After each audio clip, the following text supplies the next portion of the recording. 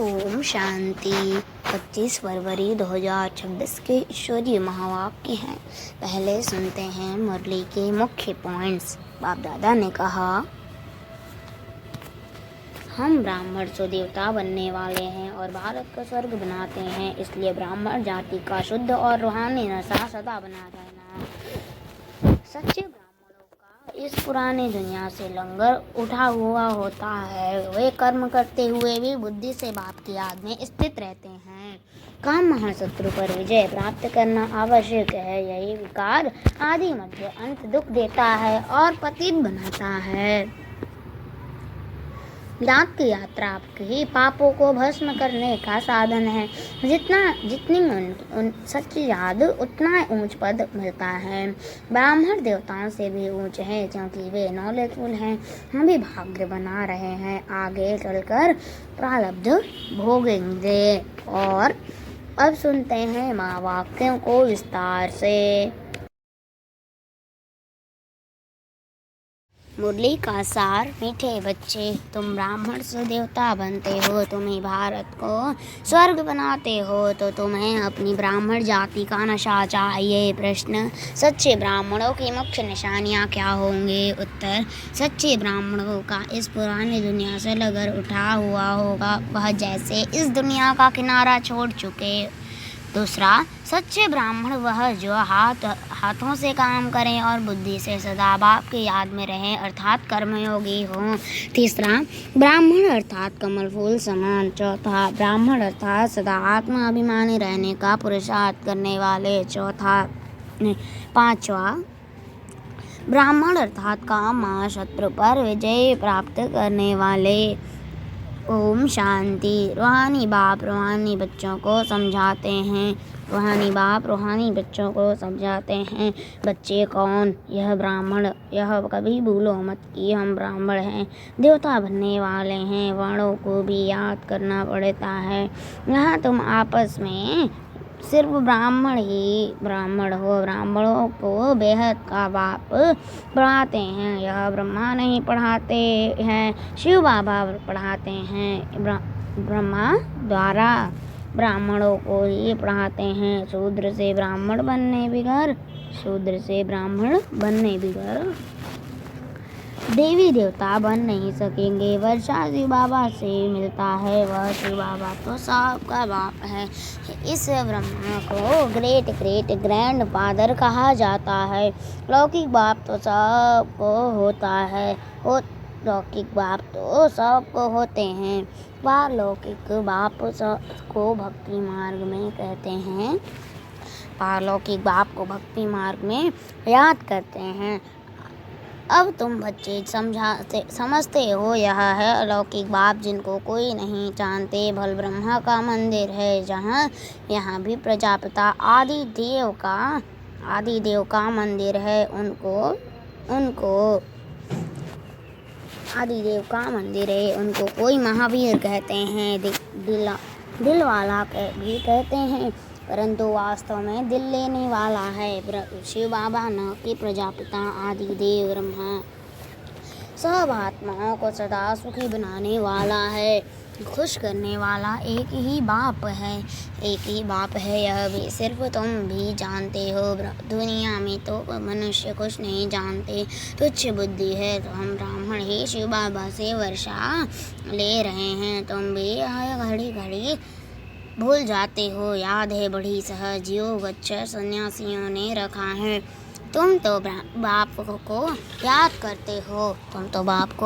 करते हो। योग कॉमन अक्षर है, इनको योग आश्रम भी नहीं कहेंगे। बच्चे और बाप बैठे हैं। बच्चों का फर्ज है बच्चों का फर्ज है बेहद के बाप को याद करना। हम ब्राह्मण हैं, दाढ़े से वर्षा ले रहे हैं।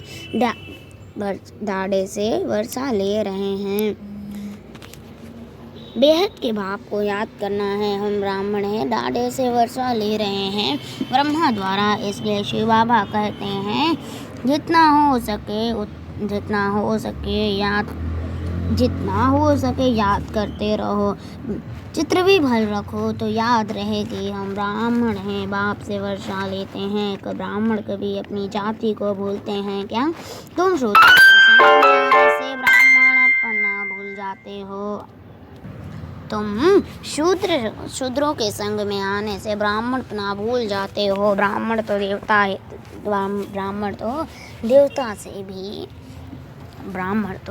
देवता से भी ऊंच हैं, क्योंकि तुम ब्राह्मण नॉलेजफुल हो। भगवान को जाने जानहार कहते हैं ना, उसका भी अर्थ नहीं जानते। ऐसे नहीं कि सबके दिलों में क्या है वह वैर देखते हैं नहीं, उनको सृष्टि के आदि मध्य अंत का नॉलेज है। वह बीज रूपे झाड़ के आदि मध्य अंत को जानते हैं। तो ऐसे बाप को बहुत याद करना है। इनकी आत्मा भी उस बाप को याद करती है। वह बाप कहते हैं यह भी मुझे याद करेंगे तब यह पद पाएंगे। तुम भी याद करेंगे तब पद पाएंगे। पहले तुम अशरीरी आए थे, फिर अशरीरी बनकर वापस जाना है, और सब तुमको दुख देने वाले हैं।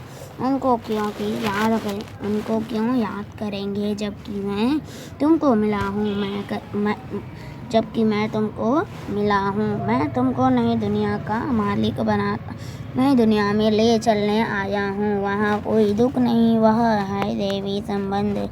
यहाँ पहले दुख होता है। यह स्त्री पुरुष के संबंध में क्यों विकारी बनते हैं? तुमको अब मैं उस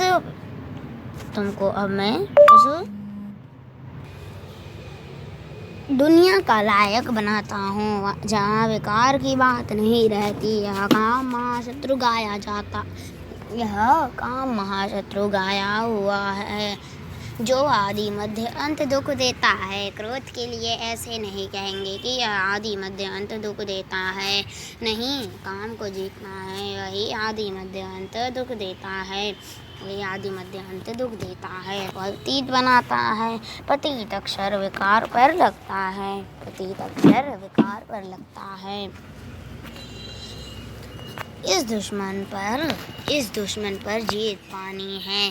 तुम जानते हो हम स्वर्ग के देवी देवता बन रहे हैं। जब तक यह निश्चय नहीं तो कुछ पा नहीं सकेंगे।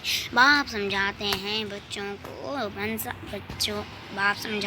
बच्चों को मनसा वाचा कर्मणा एक्यूरेट बनना है, मेहनत है दुनिया में। यह किसको पता नहीं कि तुम भारत को स्वर्ग बनाते हो। आगे चलकर समझेंगे, चाहते भी हैं। वन वर्ल्ड, वन राज, वन रिलीजन, वन भाषा हो। तुम समझा सकते हो। सतयुग में आज से 5,000 वर्ष पहले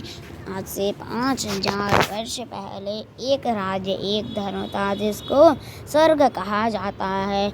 राम राज्य और रावण राज्य को भी कोई नहीं जानते। 100% तुच्छ बुद्धि से अब तुम स्वच्छ बुद्धि बनते हो। नंबरवार पुरुषार्थ अनुसार बाप बैठ तुमको पढ़ाते हैं। सिर्फ बाप की मत पर चलो। बाप कहते हैं कि पुरानी दुनिया में रहते कमल फूल समान पवित्र रहो, मुझे याद करते रहो। बाप आत्माओं को समझाते हैं। मैं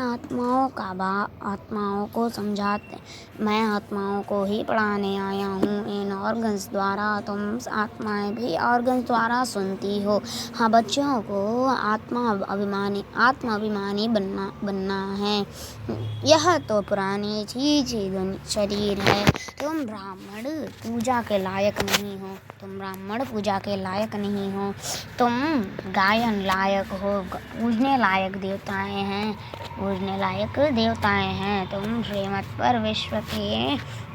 श्रीमत पर विश्व को पवित्र स्वर्ग बनाते हो। इसलिए तुम्हारा गायन है, तुम्हारी पूजा नहीं हो सकती। गायन सिर्फ तुम ब्राह्मणों का है, न कि देवताओं का। बाप तुमको ही शूद्र से ब्राह्मण बनाते हैं। जगत अम्बा व ब्रह्मा आदि के मंदिर बनाते हैं, परंतु उनको यह पता नहीं है कि यह कौन है। जगत पिता तो ब्रह्मा हुआ ना, उनको देवता नहीं कहेंगे। देवताओं की आत्मा और शरीर दोनों पवित्र है।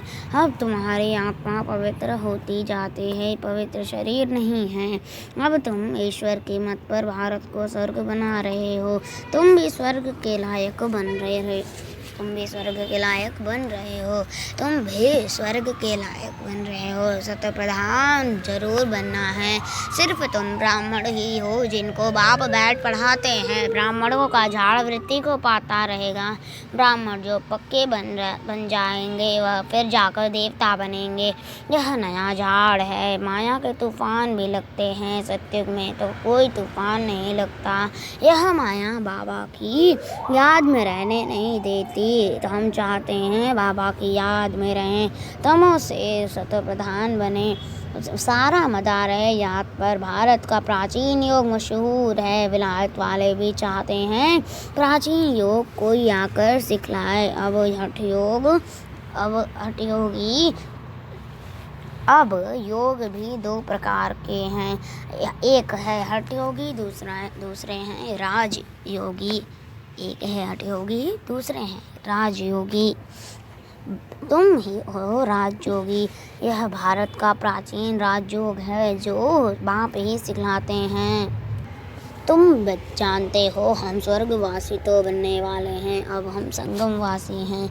तुम अब न कर नरक में हो न स्वर्ग में हो। जो ब्राह्मण बनते हैं उनका लंगर इस छीछी दुनिया से उठ चुका है। तुमने कलयुगी दुनिया का किनारा छोड़ दिया है।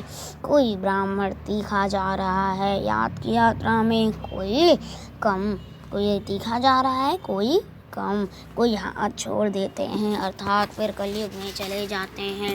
तुम जानते हो कि भैया हमको अब ले जा रहे हैं।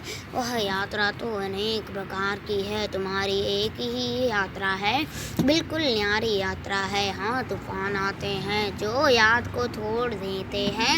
इस याद की यात्रा को अच्छी रीति पक्का करो, मेहनत करो। तुम कर्म योगी हो, जितना हो सके हथ काढ़े दिल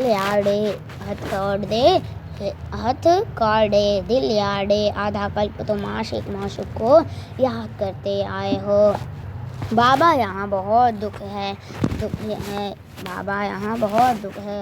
अब हमको सुखधाम का मालिक बनाओ। याद की यात्रा में रहेंगे तो तुम्हारे पाप खलास हो जाएंगे। तुमने ही स्वर्ग का वर्षा पाया था, अब गंवाया है। भारत स्वर्ग था तब कहते हैं प्राचीन भारत को ही बहुत मान देते हैं। सबसे बड़ा भी है, सबसे पुराना भी है। अब तो भारत कितना गरीब है, इसलिए सब उनको मदद करते हैं। वो लोग समझते हैं हमारे पास बहुत अनाज हो जाएगा, कहाँ से मांगना नहीं पड़ेगा बहुत। परंतु यह तो तुम जानते हो विनाश सामने खड़ा है। जो अच्छी तरह से समझते हैं उन्हों को अंदर बहुत खुशी रहती है। प्रदर्शनी में कितने आते हैं, कहते हैं तुम सत्य कहते हो, परंतु यह समझें कि हमको बाप से वर्षा लेना है। यह थोड़े ही बुद्धि में बैठता है, यहाँ से बाहर निकले खलास। तुम जानते हो बाबा हमको स्वर्ग में ले जाता है, वहाँ न गर्भ जेल में न उस जेल में जाएंगे। अभी जेल की यात्रा भी बस कितनी सहज हो गई है, फिर सत्युग में को कभी जेल का मुंह देखने को नहीं मिलेगा। दोनों जेल नहीं रहेंगी वहाँ।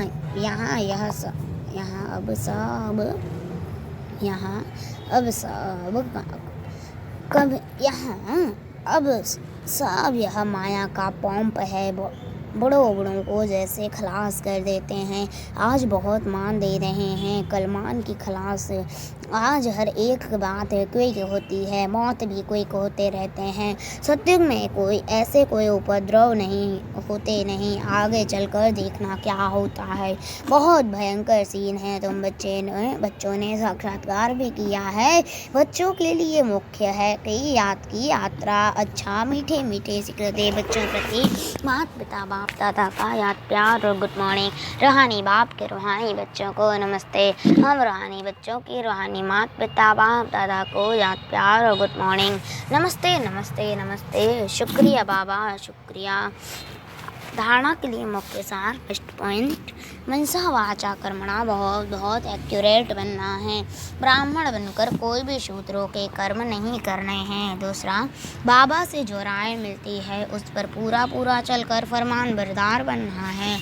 कर्म योगी बन हर कार्य करना है। सर्व की झोली ज्ञान रत्नों से भरनी है। वरदान, डबल लाइट बन कर्मातीत अवस्था का अनुभव करने वाले कर्म योगी भव।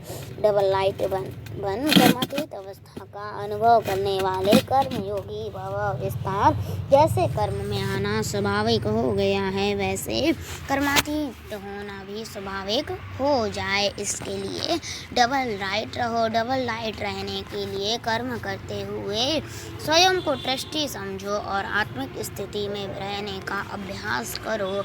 इन्हीं दो बातों का अटेंशन रखने से सेकंड में कर्मातीत, सेकंड में कर्मयोगी बन जाएंगे। निमित्त पात्र कर्म करने के लिए कर्मयोगी बनो, फिर कर्मातीत अवस्था का अनुभव करो। स्लोगन, जिनकी दिल बड़ी है उनके लिए असंभव कार्य भी संभव हो जाते हैं। जिनकी दिल बड़ी है उनके लिए असंभव कार्य भी संभव हो जाते हैं। अब व्यक्ति सारे एकता और विश्वास की विशेषता द्वारा सफलता संपन्न बनो। एकता और विश्वास